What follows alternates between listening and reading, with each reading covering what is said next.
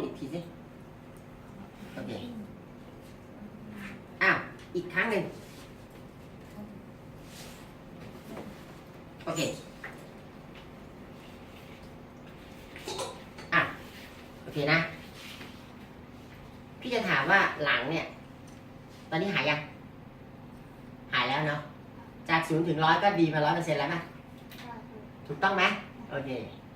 ตรงนี้เมื่อยตรงไหนอีกจะให้พี่เคลียร์ตรงไหนอีกท้องท้องที่บอกปวดจาก0 ถึง 100ดีกี่เปอร์เซ็นต์แล้ว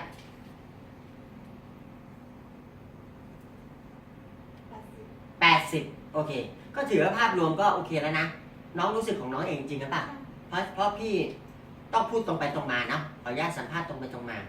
ทีนี้เดี๋ยวพี่จะทำให้เบาอีกดีไหมเดี๋ยวนอนคว่ำนะเดี๋ยวพี่จะเอาผ้าปิดไว้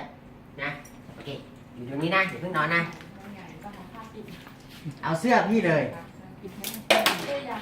นี่ปิดหน้าอ่ะนอนเลยหงายเลยพี่จะเหยียดตรงท้องเหยียดเบา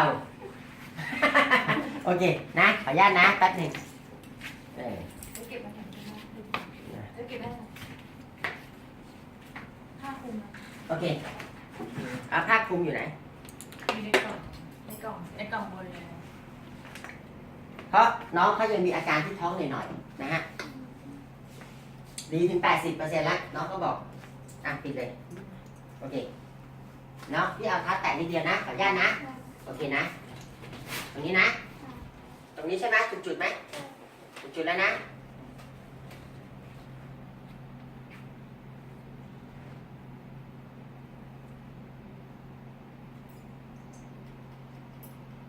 สองเท้าเลยจะได้มีพลัง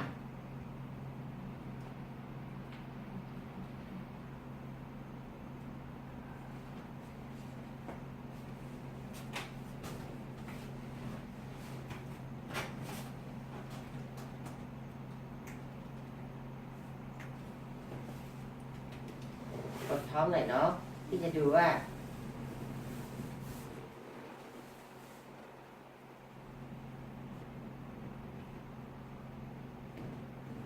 โอเคอ่ะหนูเอาผ้าปิดหัวไปด้วยลุกขึ้นเนี่ยลุกขึ้นได้เลยปิดหัวนะหันมาเหมือนเดิมหันมาทางที่เหมือนเดิมโอเคลุกขึ้นมาหาพี่มาโอเคท้องเป็นยังไงบ้างเล่าให้ฟังตอนพี่เหยียบไปรู้สึกเป็นไงดีชอบนะมันรู้สึกเป็นไงโล่งหรือว่าไงเจ็บหน่อยเจ็บนิดเดียวแต่รู้สึกมันเหมือนตุ๊บมันมีพลังเข้าไป แล้วตอนนี้เป็นไงโล่งยังโล่งนะโอเคจบนะจากท้องเนี่ยเมื่อกี้ดี 80% ตอนนี้ดีถึง 100% ยัง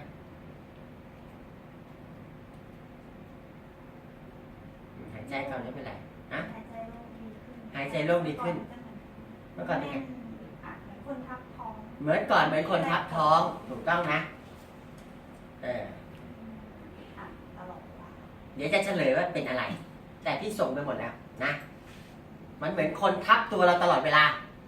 เข้าใจไหมรู้จักผีอำไหมแต่อันนี้เขาเรียกอสุรกายอสุรกายอำนี่เนี่ยยิ่งกว่าผีนะ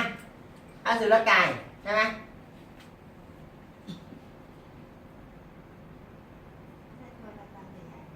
ใช่อสุรกายก็ตัวดำๆใหญ่ๆแล้วเคยเห็นเหรอฝันเหรอเคยฝันเห็นไหมเหมือนโดนอัมนี่พูดเองนะ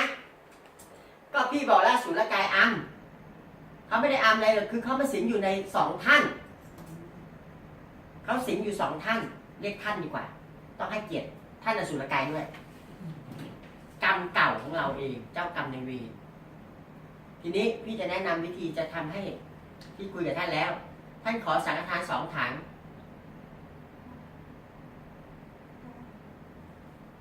ปลาช่อน1 ตัวไม่ใช่เอามากินนะ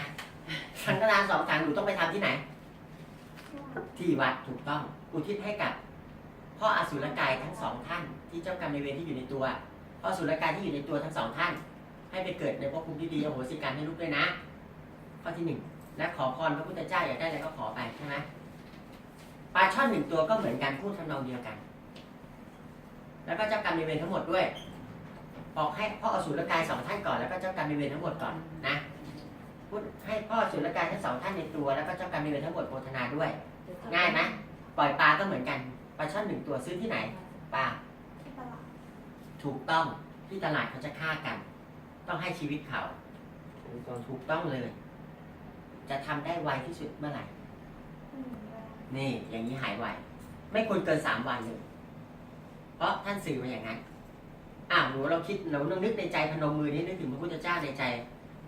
ถ้าหนูไปทำอย่างเงี้ยไวที่สุดเนี่ย ขอให้อาการมันหายเป็นปิดทิ้งเดี๋ยวนี้เลยได้ไหมเฮ้ย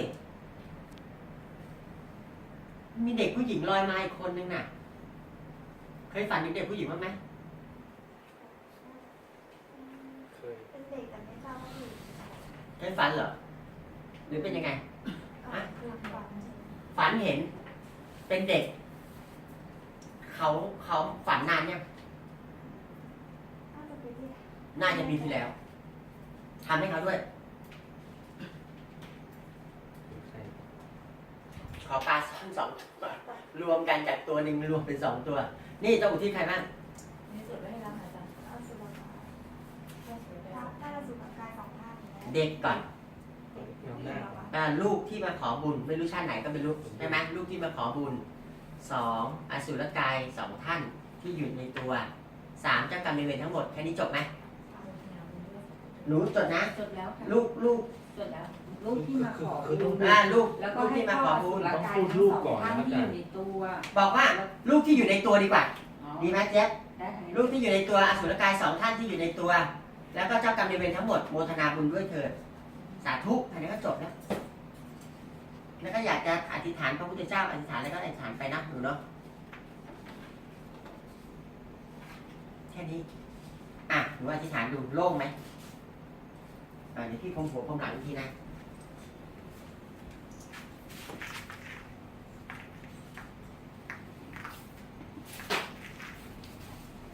เอาความรู้สึกจริงๆเลยที่บอกตอนนี้รู้สึกเป็นไงบ้างพี่อยากรู้ความรู้สึกเพราะที่นี่ต้องชัดเจนดีก็บอกดีไม่ดีก็บอกไม่ดีคอโล่งไหม ลูก โล่งกี่เปอร์เซ็นต์จาก0 ถึง 100 พอแล้ว9090แล้วขึ้นมาหน่อยแล้วหลัง 90โอเคแล้วก็ท้องที่ปวดเป็นไงกี่เปอร์เซ็นต์90เหลือแต่ไปทำบุญให้เขาโมทนาคือเรายังไม่ได้ไปทำจริงๆถูกต้องไหม แต่พูดไม่ใช่เดียว ก็คือถ้าทำปึ๊บไปเลยเขาก็จะได้ไปเกิดเลยดีไหมโอเคแฮปปี้ไหมวันนี้มีความรู้สึก คาดว่าพี่จะช่วยเราได้ดีขนาดนี้ไหมตอนแรกหรือว่าคาดว่าจาก100%เนี่ยพี่จะช่วยเราได้กี่เปอร์เซ็นต์ประมาณกี่เปอร์เซ็นต์คาดหวังใช่ไหมว่าจะช่วยได้ เชื่อว่าช่วยได้ เชื่อด้วย เชื่อว่าช่วยได้ ถึงมาไงอาจารย์ ดูพี่จากไหน ก็จริงๆเปิดพวกดูพวกยูทูบพวกเวรกรรมพวกพาสวดแล้วที่ไล่มาเห็นนะคะก็เลยพอดูก็เจอ อ๋อน้องเล่น YouTube อะไรเงี้ยแล้วมาเห็นที่พอดีเหรอ กรรมเวร อ๋อ ที่มาเจอ มันขึ้นไง ขึ้ มัน น ขึ้น เอง ก็เลยดูไปเรื่อยๆ ดูตรงไหนดูใน YouTube ใช่ ดูเคสเหรอเคสคนที่ป่วยจากเจ้ากรรมนายเวรใช่ไหม แล้วก็ที่โครา แล้ว ช แล้วดูไปกี่เคสถามจริงมันมีเป็นพันๆเคสนะ คือว่า แล้วมีเคสไหน มันจะ ไหม เกือบร้อย แล้วมี เกือบ100เคส ไม่แล้วมีเคสไหนที่ประทับใจไหม เคสไหนที่ชอบที่สุด ดูแล้ว ที่ชอบทุกเคส ก็ มันต้องมี มี ที่โดน คนที่หูใส หูดับ หนึ่ง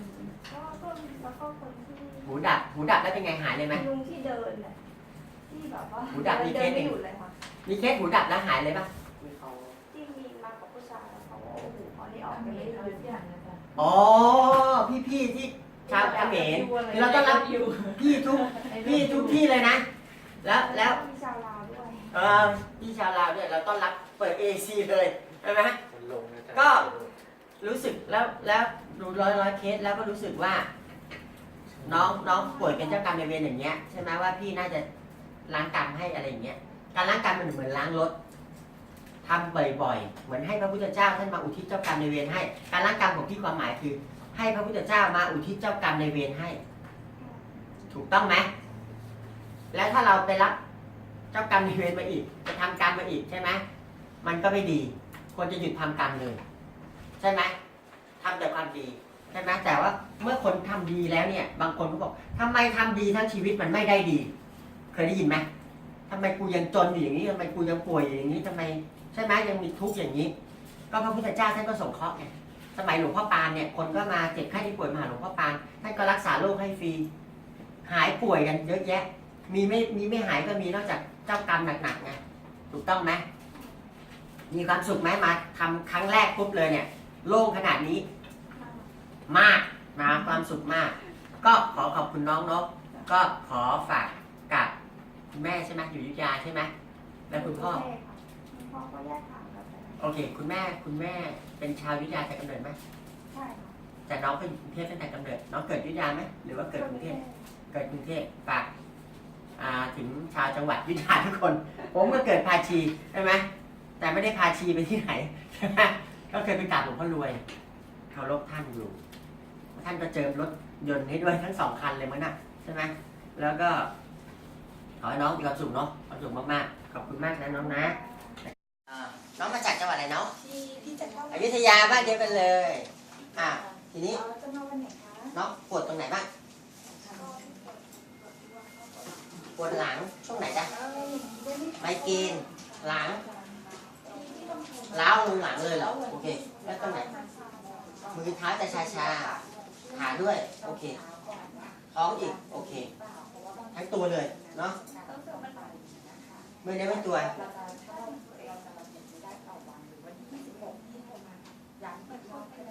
เหมือนคนเป็นไข้ตลอด เป็นเรื่อยๆมาเรื่อยๆไหมเป็นอย่างนี้เรื่อยๆไหมเหนื่อยง่ายด้วย โอเค โอเค งั้นพี่ขอเอามือแตะหัวหน่อยเนาะ พี่ขอตรวจหน่อยเนาะจนทางในดูเนาะ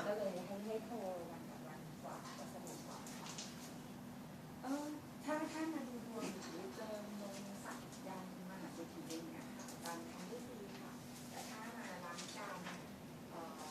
หรือเสริมสุขภาพอะไรเงี้ยค่ะก็จะครั้งละ2 ครั้งถ้าละ2 ครั้งไทย มันเหมือนฝีในท้อง ฝีในท้องหรือว่านโรคอะไรทำนองนั้นแหละ เดี๋ยวพี่จะเอาเท้าแตะเขาเรียกว่า ส่งเจ้ากรรมในายเวรไป แล้วก็ใช้พลังจิตอัดพลังทั้งร่างกายเลย ถ้าดีขึ้นนะ หรือว่าหายบอกพี่ด้วย ตอนนี้ยังเมื่อยทุกจุดอยู่ใช่ไหม หลังล้าวถึงขนาดไหน โอเค แล้วต้องหัวท้องด้วย โอเคนอนคว่ำเลยดีไหมคว่ำเลยนะก็นอนตรงๆนะพี่เอาเท้าวางนะเดี๋ยวพี่อัดพลังแล้วนะ โอเค นี่มาจากอยุธยาคนเดียวเลยเหรอ อ๋อเราเกิดอยุธยาแต่ว่ามาอยู่พระโขนงใช่ไหมเกิดกรุงเทพแต่แม่คนอยุธยาเนาะโอเคแม่คนที่ไหนอ่ะเอ้าท่าเรือเหรอพ่อพี่เขาเคยไปเป็นหัวหน้าเป็นดีท่าเรือไงสงสัยเขาคงรู้จักกันนะแถวนั้นน่ะท่าเรือดังหลวงพ่อนอวัดกลางท่าเรือและพี่อาคมหลวงพ่อนอเขาเรียกตะกุดหนังหน้าผักเสือไงหลวงพ่อนอดังแล้วก็เป็นเกจิอาจารย์นะเป็นหลวงพ่อนอวัดกลางท่าเรือเป็นอาจารย์ของนายกรัฐมนตรีจอมพลป.พิบูลสงครามจริงๆผมเคยคาดตะกุดหนังหน้าผักเสืออยู่เหมือนกันบางทีก็สลับกันไปที่เคยเห็นนะตะกรุดยาวๆแล้วก็ท่านดังประหลัดขิกเนี่ยนะประหลัดขิกหลวงพ่อนอดัง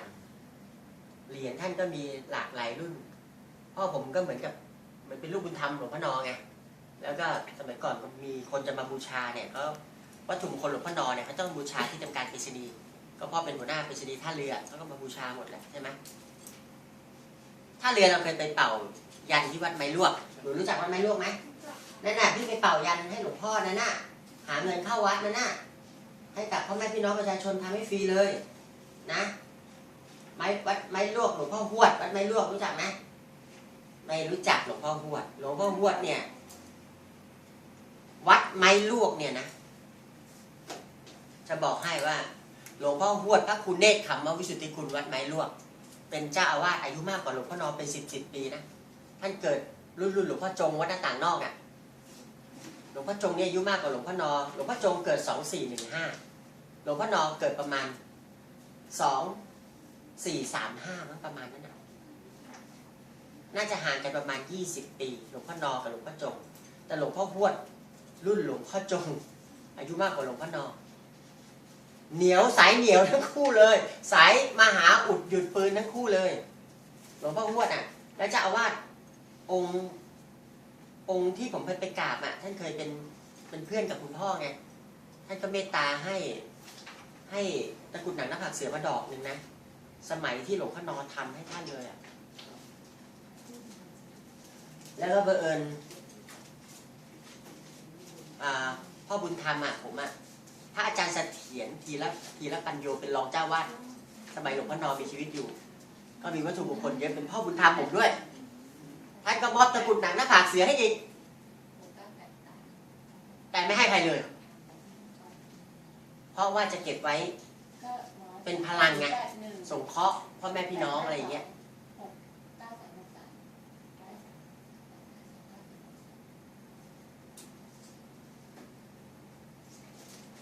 พี่ขออนุญาตเอาเท้าวางหัวหน่อยนะไล่ไงไล่ออกเอามือตบหลัง3 ทีได้ไหมโอเคสนิทลุกขึ้นเลยลุกตรงๆนะกล้องหลบหน่อยโอเคลุกขึ้นเฉยๆหันมาทางนี้โอเคเป็นยังไงโล่งไหมเอาทั้งตัวโล่งตอนนี้โล่งจุดไหนบ้างเอาที่หายใจแล้วก็โล่งๆพอโล่งยังไม่นึกถึงอดีตนะพิจารณาปัจจุบันนะพอโล่งไหมหันซ้ายขวาสิโล่งไหมโล่งนะการปวดที่หัวโล่งไหมเบาแล้วนะคอเบาหัวเบามือไม่ได้เป็นอะไรดีหลังดีขึ้นไหมโล่งไหมเอามือจับถึงเท้าสิเนาะนี่ถ้าจับแล้วมันไม่ปวดก็คือไม่เป็นไรเป็นไงดีไหมทำอีก2 ทีถึงพื้นแล้วนะโอเคนะตอนยืดลงไปไม่ปวดถูกต้องไหมนิดเดียวเอาไม่เป็นไรนิดเดียวคือปวดนิดเดียวใช่ไหมเหลือนิดเดียวถูกต้องไหมโอเคจากตอนแรกจาก0 ถึง 100% นะใช่ไหมจาก0 ถึง 100% นะมันดีขึ้นมากี่เปอร์เซ็นต์แล้วจาก0 ถึง 100 60แล้วเห็นไหมทำครั้งเดียวดี60แล้วคอดีกี่เปอร์เซ็นต์จาก0 ถึง 100ให้คะแนน60นะการปวดที่หัวดีขึ้นกี่เปอร์เซ็นต์70โอเคหลัง0 ถึง 100ให้กี่คะแนน